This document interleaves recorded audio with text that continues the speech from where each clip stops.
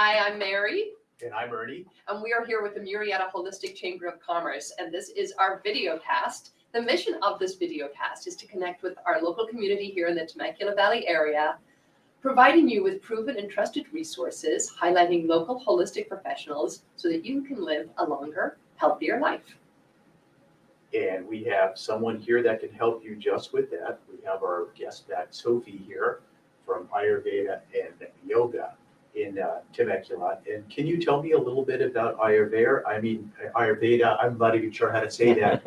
I was listening a little bit to Deepak Chopra and hearing about Ayurveda and ancient wisdom traditions, and I'm really into food. So tell me, what is Ayurveda? Yeah, thank you. And how do you say it? Ayurveda. Ayurveda. So There'll be a pop quiz later, everybody. Yes, so Ayurveda is coming from two words, Sanskrit word. Ayur means life and Veda knowledge. So that's the knowledge of life. Ayurveda is the sister science of yoga, right? Yoga, by the way, in Sanskrit, it's about union of the body, the mind, and the spirit. It goes hand to hand with Ayurveda because really quickly for me, yoga is helping me to be a better person, understanding how I'm functioning and how I can improve my being. But Ayurveda is helping me to understand who I am, what I am made of, and how I can adjust everything in life, how I can adjust the food for my body type, how I can adjust the way I exercise with my body type, how I can practice yoga or my lifestyle in general according to Ayurveda. So it's based on the 5 elements, right? So Ayurveda is based on 5 elements of earth, water, air, space, and fire. Of course, it doesn't go there, but anyway, so it's there, fire, right? So a quick example. If, for example, Ernie, if I look at you and I talk with you and I understand that you have a lot of fire in your being, it means that probably you have a tendency to be frustrated at some point in your life, and maybe you are sweating a lot when it's very sunny, and it's completely natural because you have a lot of fire in you. But when you have a lot of fire, you have really a quick mind, you are a great leader, so that's your qualities as well.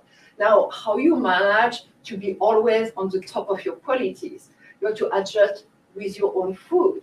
So it means cooling food like cilantro, coriander as spices. You want to go toward cucumber, you want to have those food that you bring more into your life so you always stay balanced.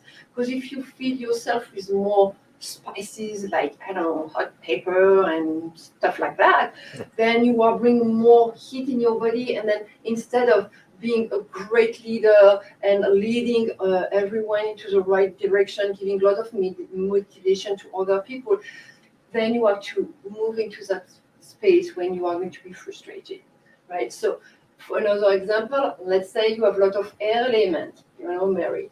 So that means that you are quick thinking, have thousands of ideas at the minute, but at the same time, if you have too much air element in you, then you don't feel grounded, right? So how do you adjust that? With food. Also, you want to have nourishing food, grounding food, roots, vegetables, right?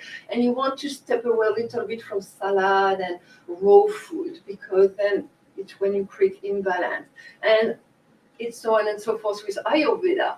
You can adjust the way you exercise, the way you practice yoga, the way your lifestyle. So this is it's very holistic, Ayurveda. Yeah, it's fascinating to me. I studied a little bit of it years ago when I was a health coach. It was one of the areas that we covered. It was definitely very, very fascinating to me. And as you were talking about the fire, I thought about my son. One of my sons is exactly as you taught. He's always sweating in the summer. He's always hot. Even in the winter time, he's freaking hot. So it'll definitely be good for me to have that awareness with him to bring in more melons and cooling foods this summer and see how he responds to that. So thank you. It's really fascinating. That is wonderful. What a simple, semi-simple way to address some issues that people are having. If you're always hot, maybe you should look into this Ayurveda. Yeah. It's like if you're always cold, maybe that's something you should also look at.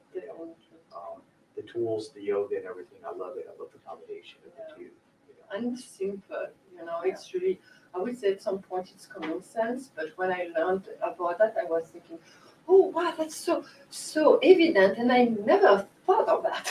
Yeah, it's like getting grounded by eating root vegetables. It totally makes sense, but if you don't know, you don't know. It never would occur to you. Yes, absolutely.